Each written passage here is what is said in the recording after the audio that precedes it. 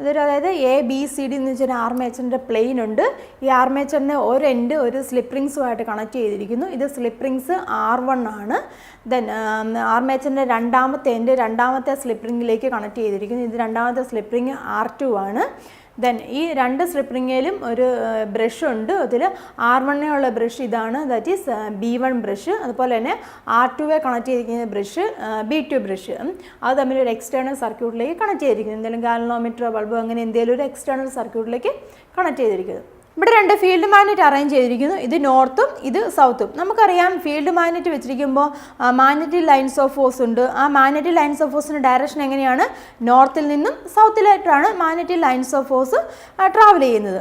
അപ്പോൾ ഇതിൻ്റെ ഇടയിലാണ് നമ്മൾ ഈ ആർമേച്ചർ വെച്ചിരിക്കുന്നത്. ഈ ആർമേച്ചർ ഇതിൻ്റെ ഇടയിലാണ് ഇരിക്കുന്നത്. അപ്പോൾ ഈ ആർമേച്ചർ ഇങ്ങനെ റൊട്ടേറ്റ് ചെയ്യുമ്പോൾ ഈ ആർമേച്ചറിന് ചുറ്റുമുള്ള മാഗ്നറ്റിക് ഫ്ലക്സിന് അവിടെ ചേഞ്ച് സംഭവിക്കും. കറണ്ട് ജനറേറ്റ് ചെയ്യുകയാണ് ചെയ്യുന്നത്. കറണ്ടിൻ്റെ ഡയറക്ഷൻ നമ്മൾ മനസ്സിലാക്കുന്നത് ഫ്ലെമിങ്സിൻ്റെ റൈറ്റ് ഹാൻഡ് റൂൾ ഉപയോഗിച്ചിട്ടാണ്. നമ്മുടെ റൈറ്റ് ഹാൻഡ് ഇങ്ങനെ സ്ട്രെച്ച് ചെയ്ത് പിടിക്കുക.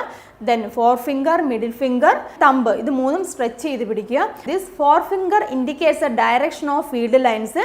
Then thumb indicates the direction of the motion of the conductor and the middle finger that indicates the direction of current. That is the Fleming's right hand rule. അപ്പോൾ ഇതിൻ്റെ ഇടയിൽ ഈ armature ഇരിക്കുന്നു. ഇതാണ് A B C D. ഇവിടെ A B എന്ന് പറഞ്ഞിരിക്കുന്ന face ഞാനിവിടെ ഒരു മാർക്ക് ചെയ്തിട്ടുണ്ട്. ഈ ടേപ്പ് ഒട്ടിച്ചിരിക്കുന്നതാണ് എ ബി എന്ന് പറഞ്ഞിരിക്കുന്ന phase. A B C D ഇങ്ങനെയാണ്. അപ്പോൾ ഈ ആർമേച്ചർ ഇങ്ങനെ ഈ ഒരു പൊസിഷൻ ഇരിക്കുന്നത്. അതായത് എ ബി എന്ന് പറഞ്ഞിരിക്കുന്ന ആ പോർഷൻ നോർത്ത് പോളിൻ്റെ അവിടെ, സി ഡി എന്ന് പറഞ്ഞിരിക്കുന്ന ആ പോർഷൻ സൗത്ത് പോളിൻ്റെ അവിടെ ആയിട്ടാണ് ഇരിക്കുന്നത്. നമ്മൾ ഈ ആർമേച്ചർ പതിയെ ഒന്ന് റൊട്ടേറ്റ് ചെയ്യുക. ക്ലോക്ക് വൈസ് ഡയറക്ഷനിൽ റൊട്ടേറ്റ് ചെയ്തു. ഇങ്ങനെ ഇരിക്കുന്ന ആർമേച്ചർ നമ്മളിങ്ങനെ ജസ്റ്റ് ഒന്ന് റൊട്ടേറ്റ് ചെയ്തു. അപ്പോൾ എ ബി എങ്ങനെയാണ്?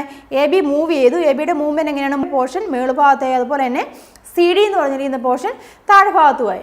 ഇവിടെയാണ് നമ്മൾ ഫ്ലെമിങ്ങിൻ്റെ റൈറ്റ് ഹാൻഡ് റൂൾ അപ്ലൈ ചെയ്യുന്നത്. അതായത് നമുക്കറിയാം ഇങ്ങനെ വെച്ചിരിക്കുമ്പോൾ forefinger indicates field lines ആണ്. അപ്പോൾ നോർത്തിൽ നിന്ന് സൗത്തിലേക്ക് ഫീൽഡ് ലൈൻസ് ട്രാൻസ്മിറ്റ് ചെയ്യുന്നു. Then thumb indicates movement of the conductor. അതായത് ഇങ്ങനെ ഇരിക്കുന്ന ആർമേച്ചർ കോയിൽ മൂവ് ചെയ്യുന്നു, മുകളിലോട്ട് ഇങ്ങനെ മൂവ് ചെയ്യുന്നു. For the thumb indicates the direction of the motion of the armature coil. Then middle finger indicates the direction of current. അപ്പോൾ ഇതിങ്ങനെ move ചെയ്തു. അപ്പോൾ middle finger indicates the direction of current. അപ്പോൾ current direction എങ്ങനെയാണ്?